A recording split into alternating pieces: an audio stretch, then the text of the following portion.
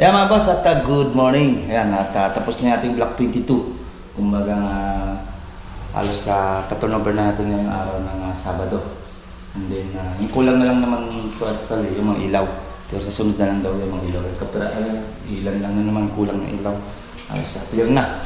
Malinis na. Ito yung kanilang kitchen. No? Pero samahan niyo ako at update na natin. At sabihin natin yung price kung magkano inabot doon sa dulo. Tara, let's go mga boss. Samahan niyo ako at check na natin itong Block 22 ng Jasmine Project. Let's go! Yan mga boss at good morning.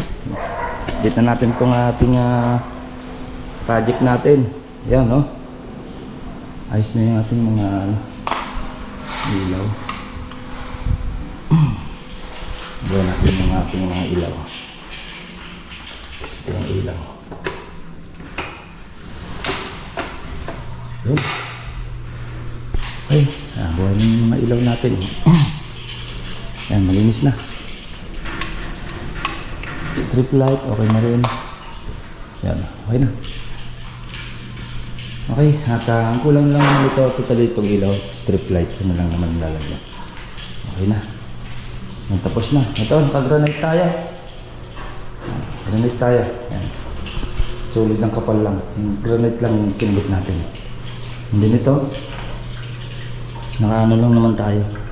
Granite din. Ito yung kala nila. Okay, sakto yung kala nila dito.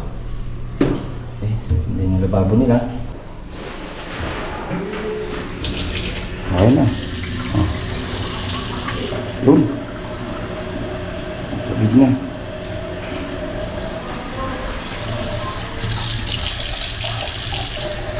Okay na. Ito yung sasunod niya. Kaso lalagyan pa yan doon sa lalim. Okay, ayan na. Ayos na rin naman. Itong CR nila, ako na lang. Ngayon na, shower na lang naman i-hintay natin dito. Needs, meron tayong ilaw sa needs. Ayan. Ating exhaust, meron din. Same din. Ayan. Malinis na. Yung light bulb na naman kulang dyan. Okay, ayan, isa pang outlet. May habol na lang naman yan. Okay, linis pa rin tayo. Okay, TV console. Ayan, antayin mo natin dumating yung client kung padadagdag pa niya dito. Kasi check nila kung okay pa. Ito yung cabinet naman yun dyan. Check muna sa atin sa client. Okay na, yung ating living area. Check natin sa second floor. Sa second floor, ayan. Varnish na yung ating wood plank. Okay na okay. Then yung ating railings. Okay, caramel brown din naman ang ating finish. At ito naman wood plank. Alam ko may salamin nalagay dito. Okay, yan. Yan. Dito pa naman yung wala itong ilaw. Yung kanyang drop light. Kulang. Okay, yan. Mga ilaw na tayo sa master bedroom. Yan. Ngayon lalagyan na naman ng kurtina yan. Okay na yung master bedroom. Napaka liwalas. Okay. Ito na lang naman. Tatap na lang naman yan. At alam ko parating na yung client. Yan. Okay na. Malinis na. Ito yung roofing. Na-extension natin. Yan ang ating kunting pasilip. Sa tapos na tayo. Dalawang araw. Turn over na natin ito ngayon. Then may message na lang tayo para sa mga ilaw na ikakabitin natin. Ito yung hindi pa naman totally malilipatan. At least turn over na natin. Yung boot plug natin, no? Ayos na ayos. Okay. Block 22. Jasmine Project ng Brosa Crystal. Ayan, ito waterproofing na yan. Yung ating bricks, tinanggalan natin yung bricks niyan. Ayan, kasama na yan sa ating nagastos na client. Diyan na pinagtirahan natin ng bago. Dati kasi nagbagyo, tumagos yung tubig niyan doon sa loob. Ngayon wala na, nakabit na yan hanggang doon na sa likod niya. Okay, ito naman waterproofing na rin. Yan, kasama na rin yan sa nagastos ng ating client. Yan mga boss, yan ang ating kabuuan ang napinis dito sa ating Block 22 ng Jasmine.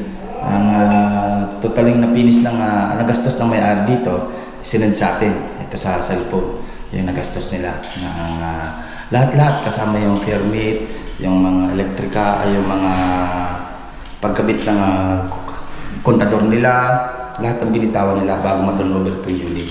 Yung bigay ng ating client. Kabuuan para magka-idea kayo kung magkano yung magagastos na ganitong pa-standard finish o halos iligat na rin ang finish itong ating project ng Jasmine.